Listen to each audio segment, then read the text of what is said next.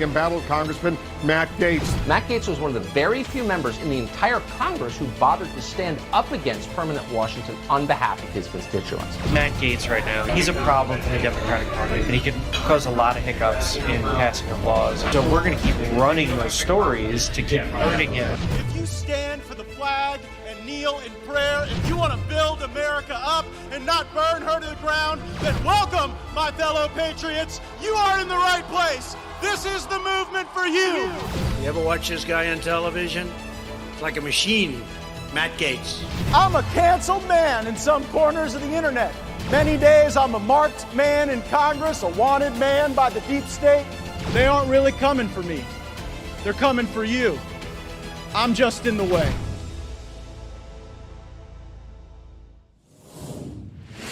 We are live broadcasting from Capitol Hill, our office here in the Longworth building, and we've got the great Darren Beattie, publisher of Revolver News, with us to break down the news of the day and really the news of this evening and going into next week as well. We've got the fake handcuffs on AOC, appending to a very real arrest that several Democrats sort of walked themselves into on purpose over at the Supreme Court. And Joe Biden apparently does not have cancer but does have COVID, so we hope for his speedy recovery from those things and anything else that may ail him. Tonight, the January 6th committee is meeting, and in a lot of ways, we learn as much from what the January 6th committee doesn't show you as we learn from the things that they do show you. So joining me now is Dr. Darren Beattie. And Dr. Beattie, what do you expect from the January 6th committee tonight? Well, frankly, I don't know. What I don't expect is anything that actually provides insight into what actually happened on January 6th.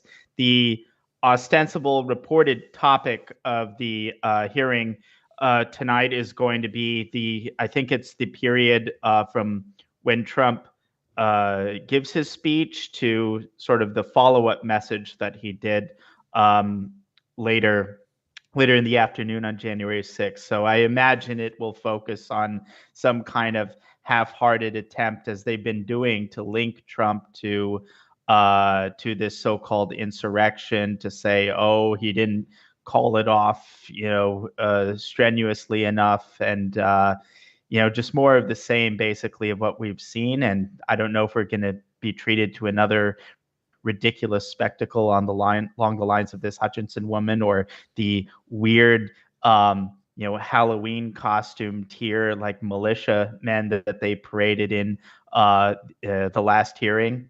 So we'll just have to wait and see. But I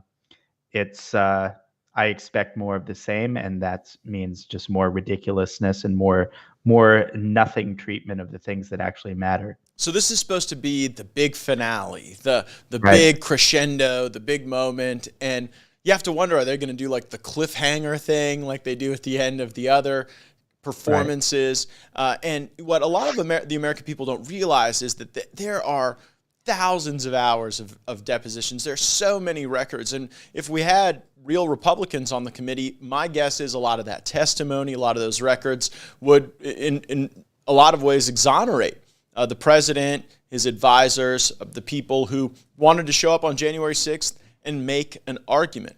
So, right. We met with Vice President Pence December 21st over at the White House. And as you might imagine, in those late weeks in December, there was some confusion in the Congress about how the procedure would go on January 6th. Would it be, a unicameral gathering with the Senate the entire time? Would there be breakouts during those breakouts? Would it be House debate, then Senate debate? Would the debate occur simultaneously? Would there then be a rejoining back to a unicameral vote of some kind? And who would preside in such a unicameral environment? So we went over to the White House to really understand kind of the flow of the day as expected on January 6th from the vice president's perspective. And the vice president said, and I remember his exact words, he said, we need to have the debate.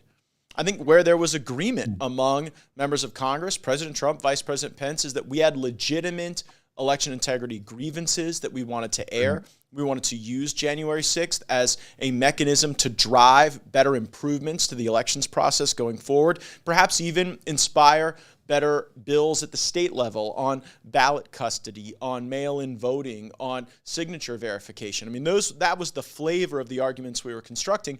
And we left on December 21st from the White House fully, expecting that was what the vice president was going to do, because he told us that was what he was going to do. We were going to have the debate. We were going to have a vote. And then very likely Joe Biden was going to be president of the United States, barring some vast departure of the voting bloc the Democrats have been able to rely on. And that has been now greatly tortured. And, I haven't gotten my letter from the January 6th committee. I would probably be pretty anxious to go in front of the cameras and in front of the whole country and lay out the truth of what happened and what we were preparing to do. But you see, they don't want that. They don't want people, actually in front of the American people. They want to do this Adam Schiff scenario where they tuck you in the bunker in the basement, they video you for 8 hours, and then they slice and dice out the testimony. Now, that brings us really, I think, to Ray Epps. You have called Ray Epps the smoking gun of the Fedsurrection, and we've talked a lot about his movements, his almost paramilitary organization of other people that day, his presence in critical moments at critical points. And then we get this New York Times piece, Trump backers' downfall as the target of a January 6th conspiracy theory, and the mainstream media has been highly critical of the documented video evidenced reporting at revolver.news that is still up, that I still encourage everyone to check out. And, Dr. Beattie, what struck me about the New York Times piece is they never asked Ray Epps the operative question. Was he ever working for or in concert with anyone that was directed by the federal government? Why do you think they didn't ask him that question? That's a great question. But before I get to this, I just want to make a couple points about the committee and its structure generally. I mean, really, it's set up, as I said in another context, to call it a kangaroo court is misplaced, because we haven't picked a sufficiently embarrassing animal to do justice to what this is. I mean, it's a double whammy from the standpoint of these witnesses, because first of all, they're not going to pick anyone to come up and testify about who they're associated, that there's any kind of possibility that they would deviate from the predetermined narrative. And secondly, even the people like Hutchinson and others that they bring on, who are, totally in line with the Benny Thompson, Adam Schiff narrative, they're not even allowing any opportunity for cross-examination. So it's really set up from the beginning to be this fake thing, and couldn't be further from a vehicle or an institution that's genuinely set up to get to the bottom of what happened. And before we get to Epps, I want to drill down on this, because there have been a lot of people critical of Kevin McCarthy for pulling all of the remaining Republicans off the committee when Jim Jordan and Jim Banks were not allowed to serve on the committee. And I know hindsight is 20/20, and I would love to see my colleague Kelly Armstrong, who's a very capable criminal defense lawyer before coming to Congress, I would love to see him there answering questions. But I have not joined the chorus of criticism of McCarthy on this point, because were we really going to sit there and allow Nancy Pelosi to have veto over our members? Were we really going to get I don't know. I don't even know the right word for it. Were we really going to get defrocked in such a way that Republicans could be on there, but only the low energy Nancy Pelosi Republicans that were pre-approved? I mean, as we look back at that decision, I almost think McCarthy made the right decision, even though there are definitely times now when I wish we had Kelly Armstrong there answering absolutely. questions. I think we could get in the weeds on that question, but I think more importantly is that any body that purports to conduct an actual sort of disinterested, objective dive into finding out what January 6th was all about, for Nancy Pelosi to have such oversight over any committee automatically dooms it from the start.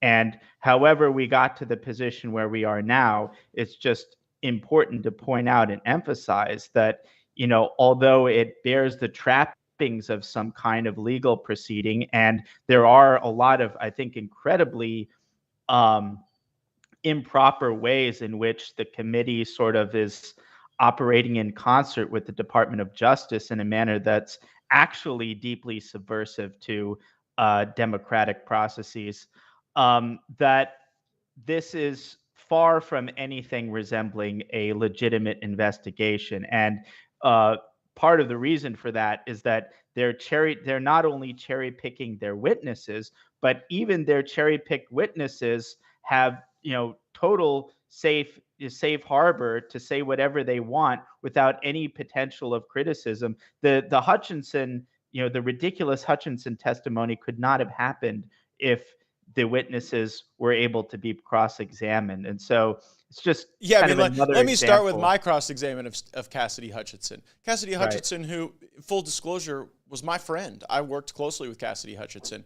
I would have likely asked, well, GCAS, after January 20th, when Joe Biden was the president, you were on your way to Palm Beach, eager and excited and devoted to Donald Trump and his post-presidency. You were on your way down there. You were wanting to work for him. How do you square that professional path with this, strained horror you felt on January 6th? I probably would have asked her about the records and emails where she was requesting support from President Trump, his network, his donors, his legal assets, so that she would not be mistreated by a committee that she herself deemed BS. So I worry with Cassidy Hutchinson that it's more about vindictiveness and vengeance than it is about a sincerely held belief that developed on January 6th. Oh, that's a great question. Look, it's not just about Hutchinson. It's really about the committee, because my understanding is, I'm not positive, but I'm about 95% sure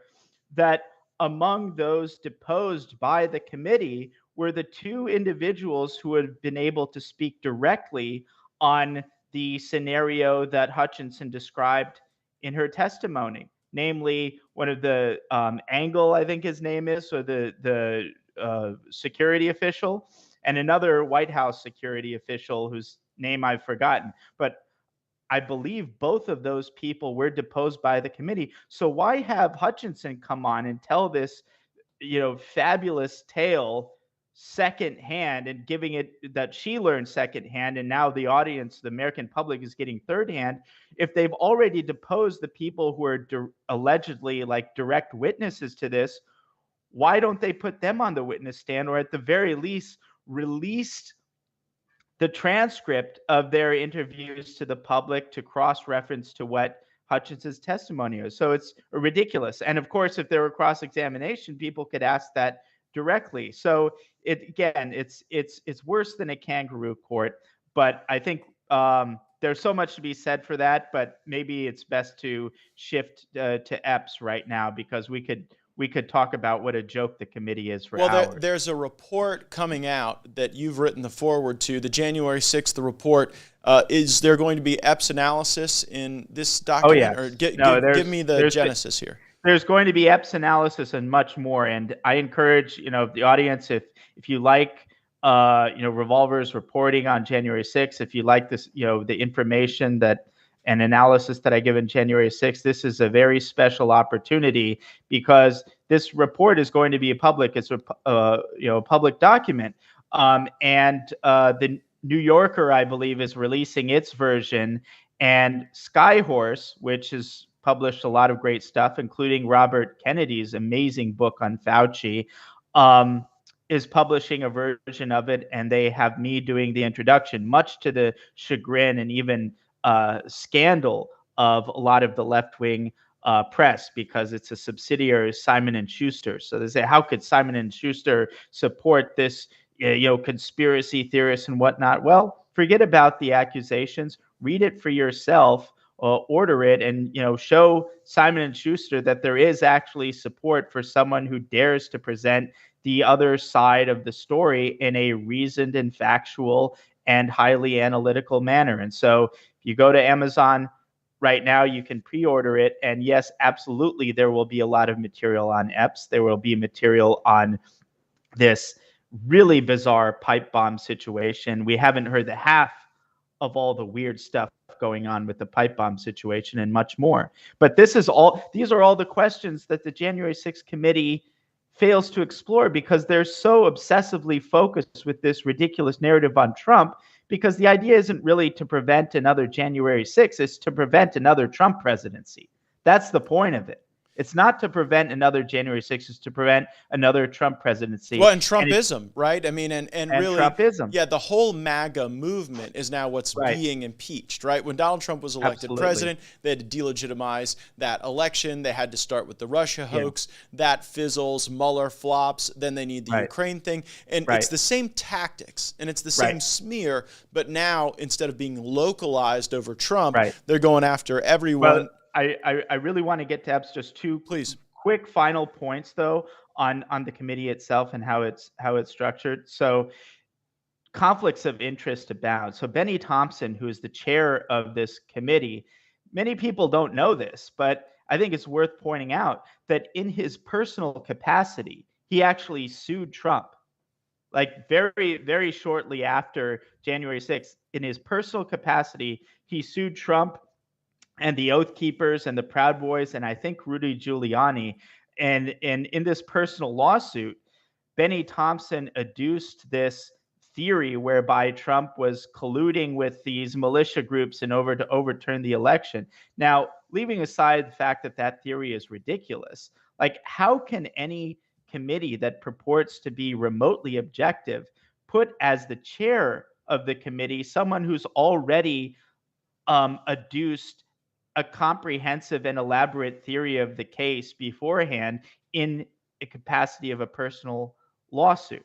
And by the way, we've done a piece on this, but the personal lawsuit traces back very, very suspicious connections to our old friend Norm Eisen, who is one of the key sort of lawfare operatives against Trump and has been running, impeachment scams against Trump since day one, when before Trump even got into office, they were preparing this ridiculous emoluments clause thing.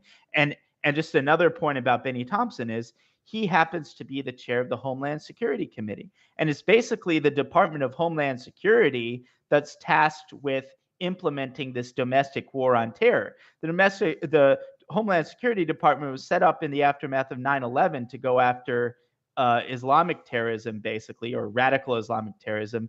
Now, with the pretext of January 6th and the false narrative behind it, the DHS specifically is at the forefront of this reconfiguration of the national security state against the American people. And Benny Thompson is the DHS's stooge in Congress. And so I think those are just two very important conflicts of interest that sort of compound upon the already kind of ridiculous way in which the committee is structured, that should drive home to any thinking individual just what a sham this operation really is. Insurrectionist Benny Thompson is one of my favorite episodes that we've made on the podcast. I encourage folks to check it out. Benny Thompson was more than just a little sympathetic to black nationalists who moved to his tiny little community in Mississippi in order to set up a black ethno-state. So that's not conjecture. That's not a conspiracy theory. There are records and documents that certainly bear that out. But we have to get to Ray Epps' revolver. And he was also sympathetic to voter fraud, the whole conspiracy that George Bush stole the election in 2000. Yes, they've been on all sides of the election-denying insurrections. So the hidden agenda behind the New York Times Desperate Puff piece on Ray Epps. Why did we get this New York Times piece on Epps now, and what does it mean to you? This piece is such an embarrassment. Even the New York Times, I'm surprised that just as an editorial matter, they're not a little bit more protective of their reputation as a ostensibly legitimate paper of record. Just let this sink in. The one person caught on camera repeatedly urging people to go into the Capitol as early as January 5th is the one January 6th riot participant about whom the New York Times will write an ultra sympathetic puff piece. If you read this piece, it is almost designed like these sympathy pieces for families like after some kind of natural disaster who have their home and everything ruined, and they go to the ruined neighborhood without all of the houses blown down, and they do a sympathy sort of personal profile piece. That's almost the kind of piece that the New York Times decided to do about Ray Epps, which is weird enough. But what's a scandal are the key questions that get to the core of the whole matter of January 6th that the piece fails to explore. Right. You think you're a New York Times journalist. You have access to this individual who, whatever you think about him and whatever you think about January 6th, this individual is, in Ray Epps' own words, at the center of it. He's at the center of the controversy regarding what January 6th actually was. And so you have access to this guy for a whole day. And instead of writing a piece that includes, hey, Ray Epps, so are you going to give a blanket denial of any involvement with the federal government, with any involvement with sort of a cutout organization or intermediary? No, there's no blanket denial in the entire piece. All there is Epps reiterating a highly legalistic denial that he presented to the January 6th committee through his lawyer, who just happens to be a decade veteran of the Phoenix FBI field office, saying that Ray Epps was never a member of law enforcement. And it's such a specific denial, it's damn near an admission. It's so specific, and the specificity pertains to law enforcement. Now, that leaves open so many national security, scandalous possibilities. Task forces, intelligence. Exactly.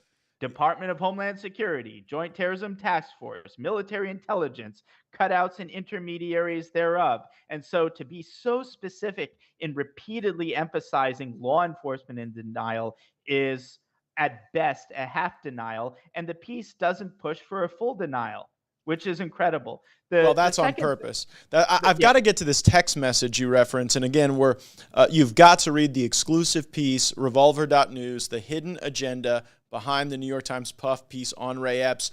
And what's amazing is that when there's actual sourcing, when there are actual records, when there are actual videos, in the Revolver pieces, you actually get to see the videos. You can judge with your own eyes. But here, there's apparently a text message that Ray Epps sends to his nephew after the riot occurred, where he talks about how he helped orchestrate the movements of people leaving President Trump's speech at the Ellipse. Now, by the time President Trump was done at the Ellipse, Ray Epps wasn't even at the Ellipse. He was already encouraging people to breach closer to the Capitol where fencing was taken down. And again, you've got to go back and see the full Ray Epps library on Revolver to get caught up. But why do you think the New York Times didn't just publish the text message that they paraphrase? It's such a good question. And by the way, I think the relevance of the text message is this is part of a host of information that's going to further complicate the official narrative. And this New York Times piece, the only sensible explanation for it is that this is this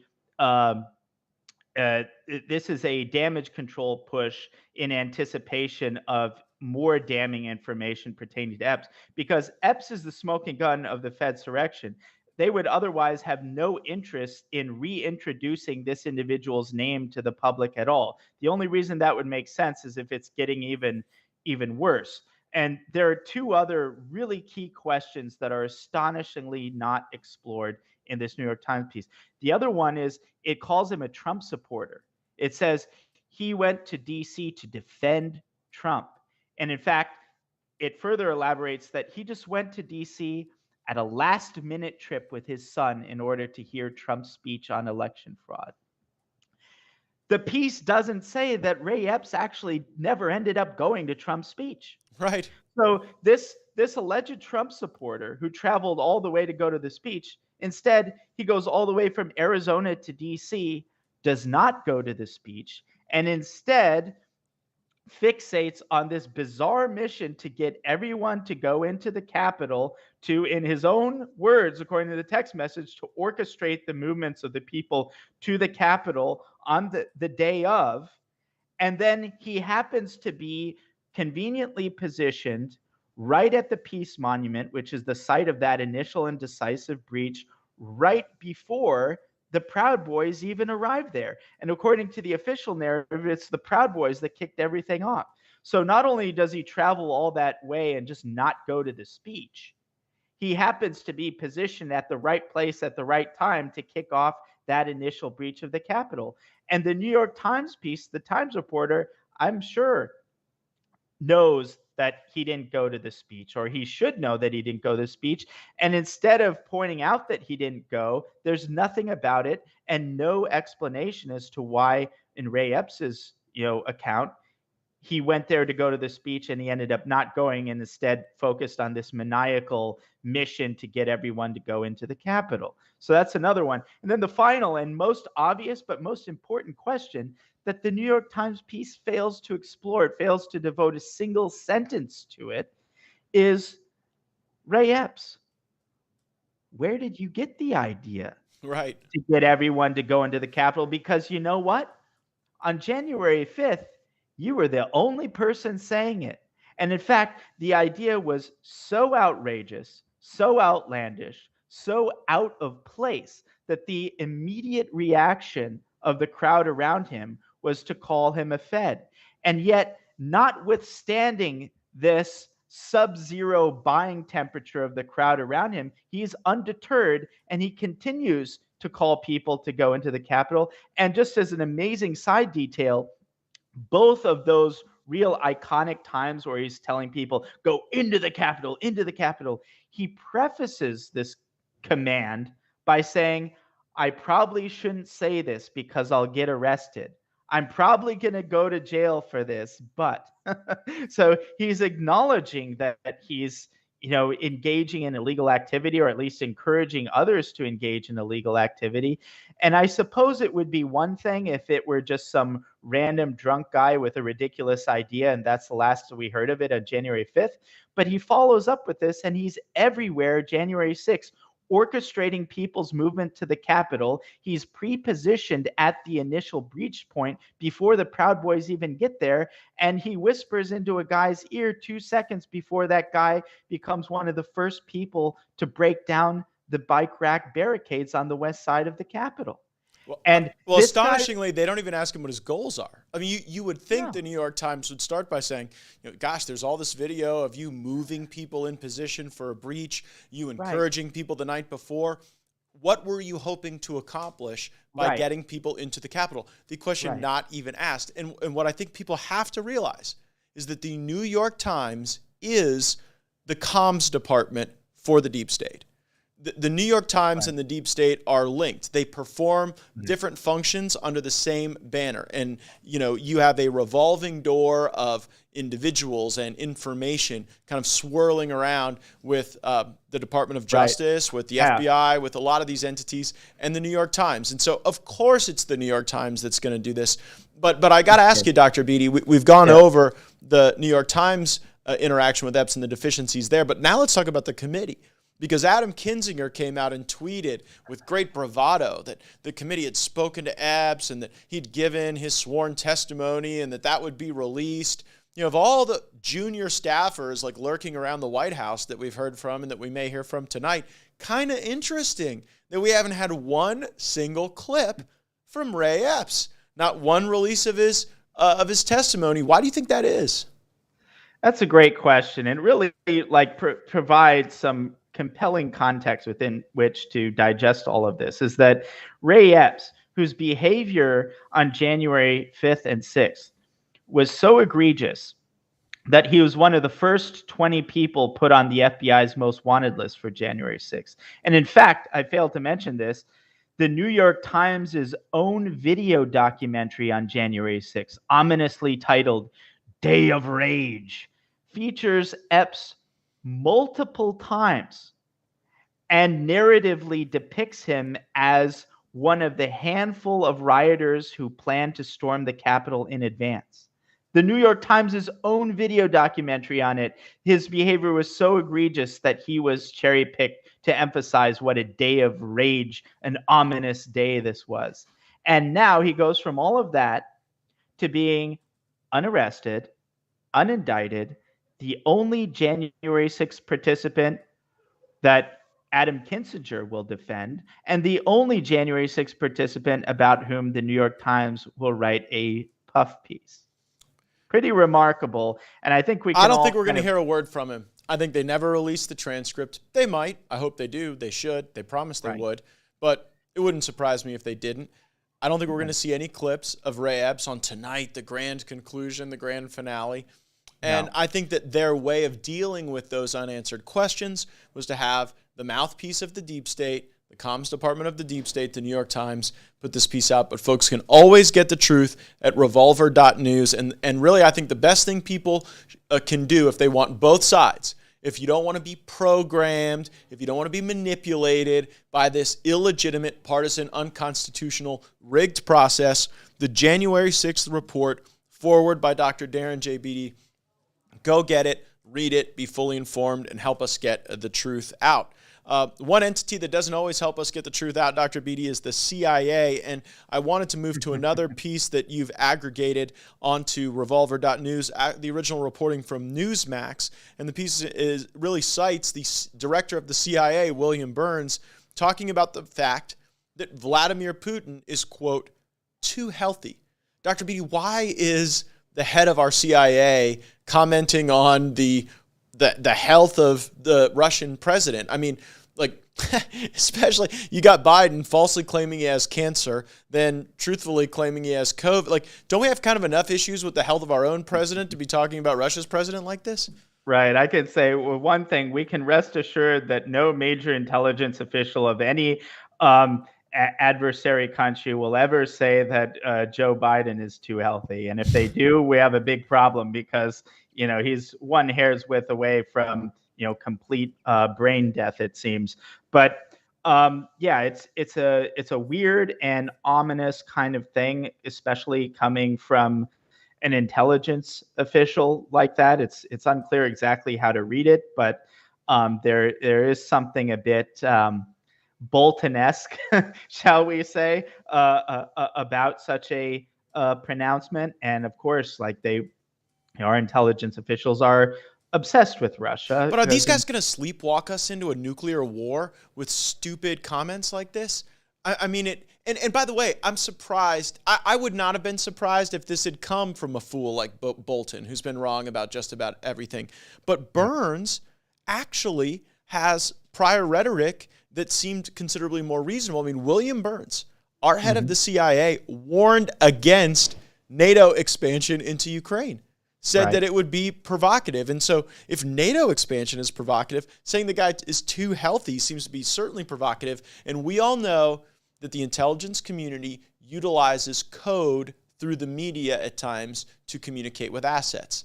It's not always hand-to-hand. It's not always a WhatsApp, peer-to-peer digital thing. Sometimes there is code that is communicated with coded language. And I mean, to talk about the guy being too healthy, you have to wonder whether or not that means something else. And I don't know if it does or if it doesn't, but like Burns was the guy saying NATO expansion was crazy. So does it surprise you to hear it come directly from him?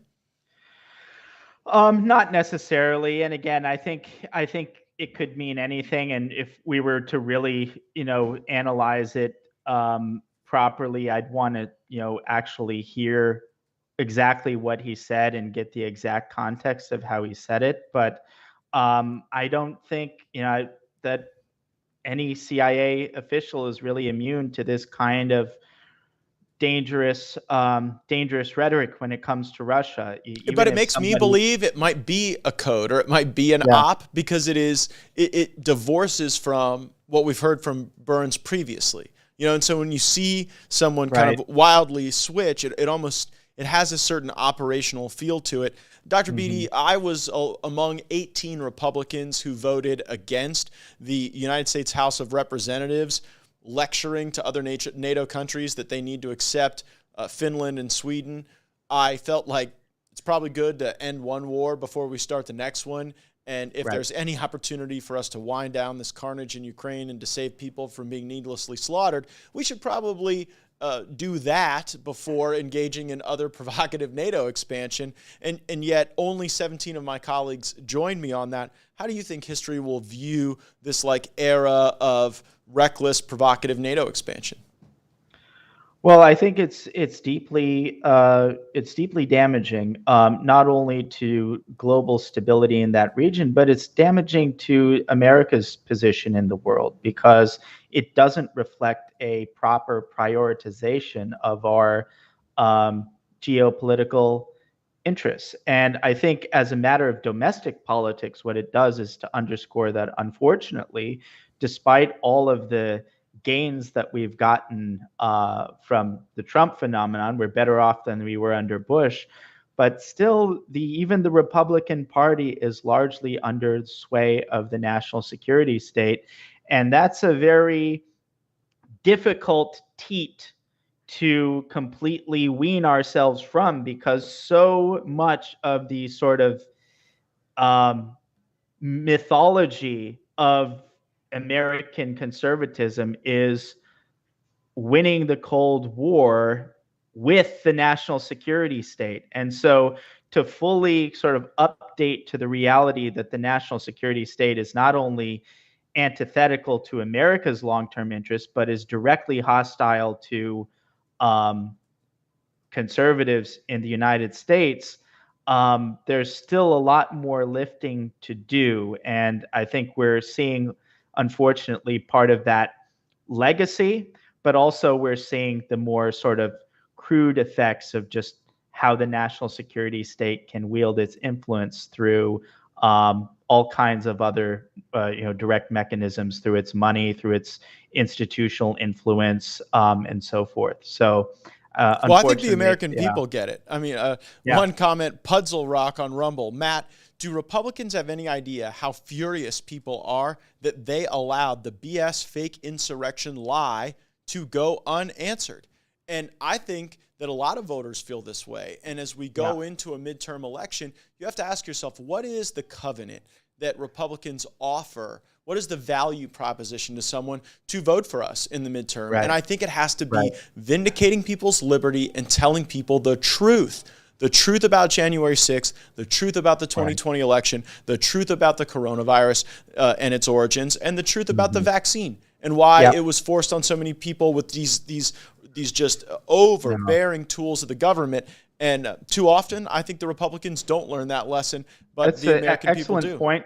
Just a quick response to that is absolutely. Look, there's, as ridiculous as the whole January 6th issue seems, the stakes are very high and are no laughing matter at all. This is going to be the dominant narrative that the regime uses to fully facilitate the reconfiguration of the national security state against us, to weaponize the national security powers of the United States against us. There's so much at stake here. And given how much is at stake, it's really scandalous, not only how few Republicans are even drawing attention to it. So I have to always, commend, you're one of the handful of stalwarts of firebrands, really, who's brave enough and discerning enough and intelligent enough to understand what the stakes are and why it's important, and to draw attention to this issue.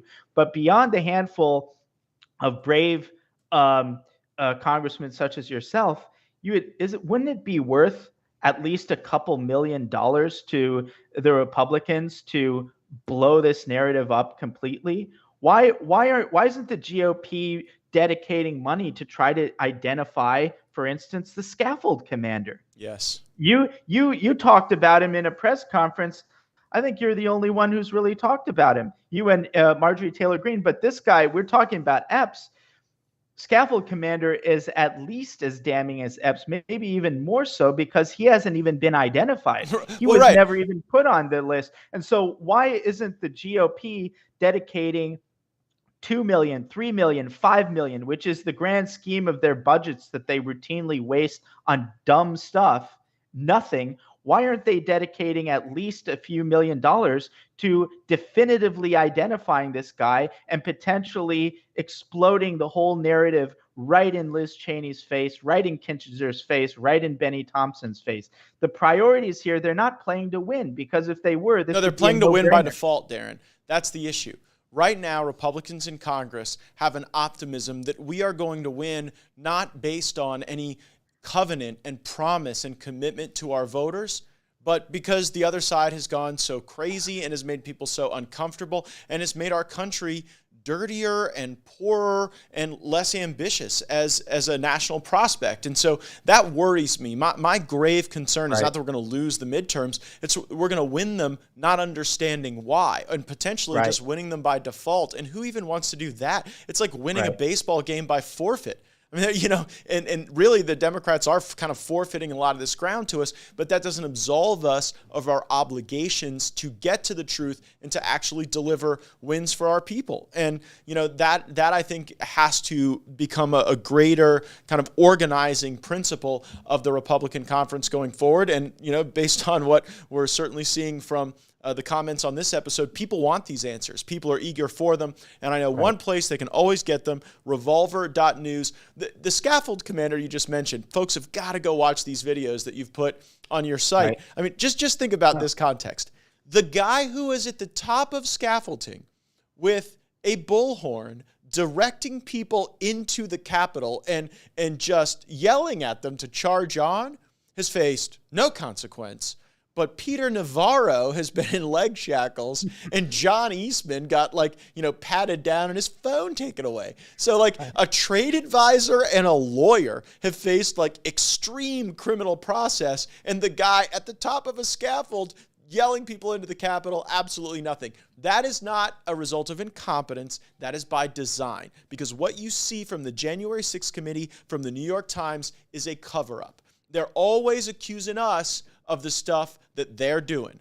In the Russia hoax, they accused Trump of being a Russian asset. Well, it was actually Hillary colluding with the Russians and spreading the Russians' lies. And now on January 6th, they say, oh, the Republicans are trying to, you know, disrupt our politics and threaten our democracy. What threatens our democracy is a national security state that is turned against a movement of tens of millions of law-abiding Americans. You've got to get the January 6th report forward by Dr. Beattie. It's available on Amazon. It is the only way you are going to be fully apprised of both sides of this, fully educated, fully knowledgeable. Dr. Beattie, how can folks continue to follow your work on social media, and what platforms have you not been banned from?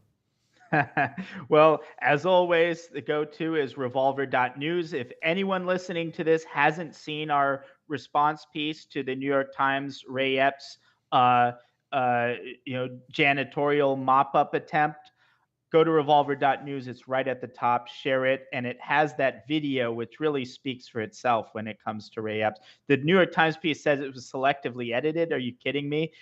Maybe the Times should present the full video and see if that helps their case or hurts their case. So all the video is on the revolver.news piece. It's right up top. It's white hot. Other than that, I'm on Twitter at Darren J. Beattie. And as you mentioned, I encourage everyone to go to Amazon, find the copy of the January 6th committee report with the introduction by me, not the New Yorker version, which is just going to repeat Benny Thompson's Cliff Notes. Go and get the Skyhorse version and get a copy for your friends too, because I think every American deserves to know the truth about January 6th. Undeniably. Well, thanks for joining us, Dr. Beattie. Thank you for your investigative reporting. Everyone, make sure you're subscribed with your notifications turned on. Leave us a comment. Give us that 5-star review on Apple iTunes especially. Let's roll the credits.